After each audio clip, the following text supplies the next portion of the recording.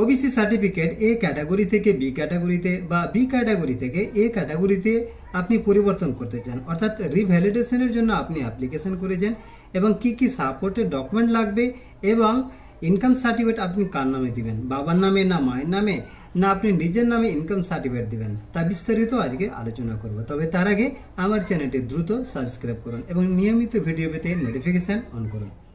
তারপরে এখানে দেখুন যেটা ডকুমেন্ট কি কি লাগবে বলা হয়েছে, তার আগে যেটা বলা হয়েছে দেখুন এখানে বলা হয়েছে দেখুন the flow chart for applying revalidation of 64 classes, অর্থাৎ 64 ক্লাসেস অর্থাৎ সাবকাস্টের মধ্যে যাদের তালিকা রয়েছে তাদেরকে দেখুন অনলাইনে অ্যাপ্লিকেশন করার পর তাদের সেই অ্যাপ্লিকেশন এবং তার সাপোর্টিং ডকুমেন্ট এসডিও অফিসে ভেরিফিকেশনের জন্য জমা দিতে হবে। আর একটি পিডিএফ রয়েছে দেখুন এখানে যেটা বলা হয়েছে 74 সাবকাস্ট, অর্থাৎ এই 74 সাবকাস্টের যাদের তালিকা রয়েছে এর মধ্যে যে সমস্ত সাবকাস্ট রয়েছে তাদেরকে অনলাইনে অ্যাপ্লিকেশন করার পর সাপোর্টের ডকুমেন্ট এবং অরিজিনাল সমস্ত কিছু দেখুন তাদেরকে বিডিও অফিসে যেতে হবে এবং বিডিও অফিস ভেরিফিকেশন করার পর তখন এসডিও অফিসে সেন্ড করে দেবে। তবে এই সিস্টেম হয়তো সমস্ত সাবডিভিশনে এক নাও হতে পারে, আপনার নিকটবর্তী বিডিও অফিসে গিয়ে সেই তথ্য আপনারা জেনে নেবেন। তো দেখুন এবার কি কি ডকুমেন্ট লাগবে সেটা দেখাচ্ছি। 64 ক্লাসের মধ্যে যারা রয়েছে অর্থাৎ এসডিও অফিসে যাদেরকে জমা দিতে হবে কি কি ডকুমেন্ট লাগবে, তো নিচে দেখুন ফার্স্টে এখানে বলা হয়েছে prayer letter address to the sub divisional officer, অর্থাৎ সাব ডিভিশনাল অফিসারকে একটা প্রেয়ার লেটার লিখতে হবে। তো দেখুন কিভাবে লিখবেন, এখানে দেখুন একটা নমুনা দেওয়া হয়েছে। এখানে দেখুন ফার্স্টে এখানে লিখবেন to the sub divisional officer, এখানে NAL যুক্ত করবেন, তারপরে এখানে দেখুন অ্যাড্রেস দিবেন, ঠিকানা, এবং বিষয় দেখুন ওবিসি সার্টিফিকেট রিভ্যালিডেশন করার জন্য আবেদনপত্র, এবং এটা এইভাবে লিখেছি মহাশয় মহাশয়া বা মহাশয় সবিনয় নিবেদন, এই যে আমি পিতা গ্রাম, তারপরে এখানে পোস্ট থানা জেলা, এইভাবে লেখার পর আমার ছেলের বা আমার মেয়ের, যেহেতু এখানে নিজের জন্য এখানে অ্যাপ্লিকেশন করতে পারে আর কি, এবং এখানে সার্টিফিকেট নাম্বার দিবেন, এখানে কাস্ট সাবকাস্ট দিবেন, তারপরে এখানে দেখুন ক্যাটাগরি এ বা বি, এবং এখানে দেখুন বর্তমানে ক্যাটাগরি দেওয়া, অর্থাৎ এখানে এ বা বি, যদি আগে এখানে এ হয়ে থাকে তাহলে এখানে দেবেন বিতে পরিবর্তন হয় আমার ওবিসি সার্টিফিকেট রিভ্যালিডেশন করা প্রয়োজন, বিনীত এবার এখানে আপনি সই করে দিবেন। এখানে সই করার সময় যদি পিতামাতা জীবিত থাকে তাহলে তাদের আপনি দিবেন, আর যদি না থাকে তাহলে অ্যাপ্লিক্যান্ট তিনি নিজে এখানে সাইন করবে। তারপরে দেখুন 2 নম্বরে যেটা বলা হয়েছে online field application for OBC, অর্থাৎ অনলাইনে যেটা রিভ্যালিডেশনের জন্য যেটা অ্যাপ্লিকেশন করবেন সে ফর্ম আপনাকে জমা দিতে হবে। 3 নম্বর অরিজিনাল ওবিসি কাস্ট সার্টিফিকেট, অর্থাৎ আগের যেটা ওবিসি সার্টিফিকেট রয়েছে সেই ওবিসি সার্টিফিকেট আপনাকে অরিজিনাল দিতে হবে, সেখানে জেরক্স দিলে হবে না।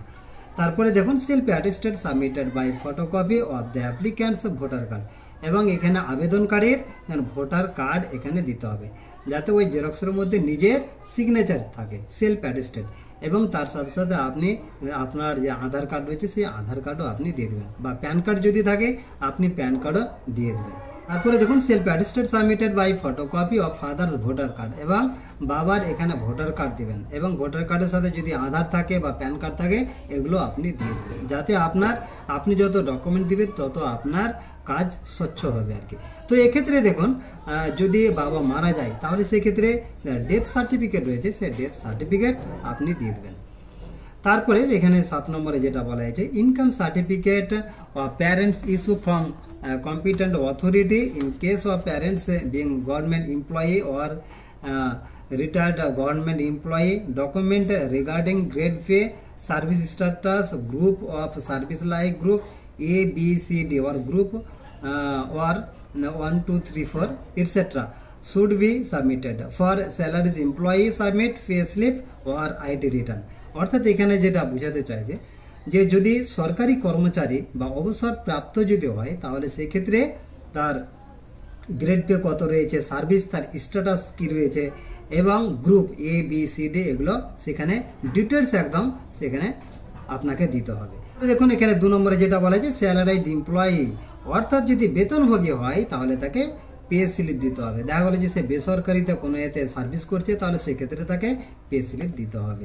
বা তারপরে দেখুন IT রিটার্ন, বা সে যদি একজন বড় ব্যবসায়ী হয় ব্যবসায়ীর ক্ষেত্রে যেটা IT রিটার্ন রয়েছে সেই IT রিটার্ন নিতে হবে। তবে এই ক্ষেত্রে যদি আপনার IT রিটার্ন না থাকে তবুও কোনো অসুবিধা নেই। আপনি ইনকাম সার্টিফিকেট অনলাইনে অ্যাপ্লিকেশন করার পর ভিডিওর যেটা অনলাইন অ্যাপ্লিকেশন, সেই ভিডিও অনলাইন অ্যাপ্লিকেশন দেবেন। তবে এখানে একটি প্রশ্ন রয়েছে যে ধরুন অনেকের এখানে কিন্তু বাবা, এখানে প্যারেন্টের দিতে হবে, বাবা না হলে মা। হ্যাঁ, যদি বাবা মা যদি না বেঁচে থাকে তাহলে সেক্ষেত্রে কি করবেন? সেক্ষেত্রে কিন্তু যিনি অ্যাপ্লিক্যান্ট রয়েছেন তার নামে কিন্তু ইনকাম সার্টিফিকেট নিতে হবে।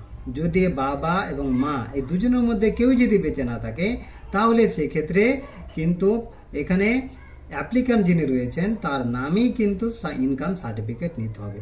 কিন্তু আরেকটি বিষয় রয়েছে, যখন আপনি অনলাইনে অ্যাপ্লিকেশন করবেন, অনলাইনে অ্যাপ্লিকেশন করার সময় বাবা মা সেখানে যেটা ইনকাম চাওয়া হয়, যে অনলাইনে অ্যাপ্লিকেশন করার সময় সেখানে প্যারেন্টের চাওয়া হয়। তো বাবা মা যদি কেউই যদি বেঁচে না থাকে, মৃত্যু হয়ে যায়, তাহলে সেক্ষেত্রে ইনকাম 0 আপনি দেখাবেন। আর যদি বাবা যদি মারা যায় এবং মা যদি বেঁচে থাকে তাহলে সেখানে মায়ের যেটা ইনকাম, সেই ইনকাম আপনি সেখানে দিবেন। তারপরে দেখুন 8 নম্বরে এখানে হচ্ছে গার্জিয়ান ডিক্লারেশন, এবং এখানে আপনাকে গার্জিয়ান একটা ডিক্লারেশন দিতে হবে। ডিক্লারেশনটি দেখুন, আপনি নিকটবর্তী যে বিডিও অফিস রয়েছে আপনি সেখান থেকেই আপনি গার্জিয়ান ডিক্লারেশন ফর্ম পেয়ে যাবেন। দেখুন এই ফর্মটি হচ্ছে guardian declaration, format for declaration by parent for OBC NCL certificate. এখানে দেখুন, যেটা এর আগে ইনকাম সার্টিফিকেটের ব্যাপারে যেটা বললাম, যদি আপনার বাবা মা যদি কেউই বেঁচে না থাকে তাহলে সেক্ষেত্রে দেখুন এখানে প্যারেন্ট তো আর থাকছে না, তিনি তো আর ডিক্লারেশন দিতে পারবে না। তো এক্ষেত্রে কি করতে হবে?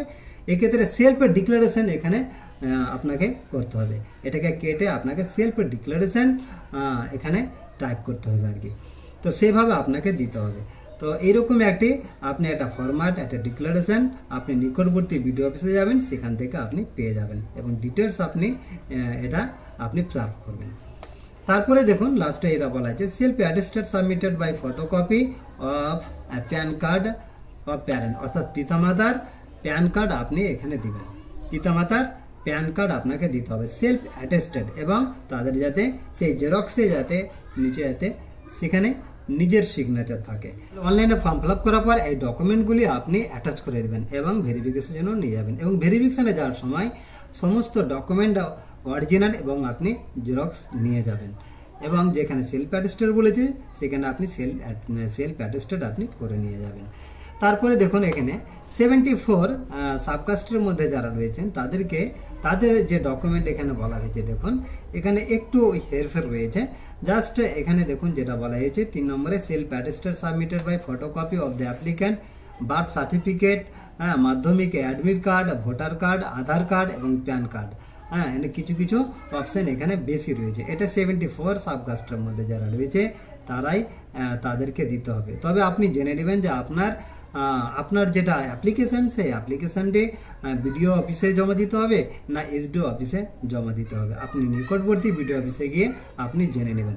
তো দেখুন এখানে সেম একই রকমভাবে ইনকামের বিষয়টি রয়েছে। এবং লাস্টের দিকে যেটা বলা হয়েছে দেখুন, রেসিডেন্ট সার্টিফিকেট লাগবে। এখানে একটা এক্সট্রা বলা হয়েছে যে রেসিডেন্ট সার্টিফিকেট দিতে হবে।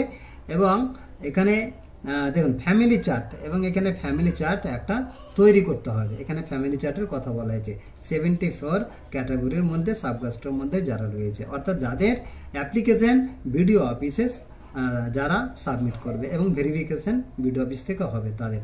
তারপরে দেখুন ল্যান্ড ডকুমেন্ট অফ 1993, অর্থাৎ 1993 সালের ল্যান্ড ডকুমেন্ট দিতে হবে, বা তার আগের 1993 বা 1993 সালের আগের তারকে ল্যান্ড ডকুমেন্ট দিতে হবে। আশা করছি এই ভিডিওটি আপনাদের খুবই কাজে লাগবে। এরকম অসংখ্য টিপস পেতে আমার চ্যানেলটি সাবস্ক্রাইব করুন, লাইক শেয়ার ও কমেন্ট করুন এবং নিয়মিত ভিডিও পেতে নোটিফিকেশন অন করুন।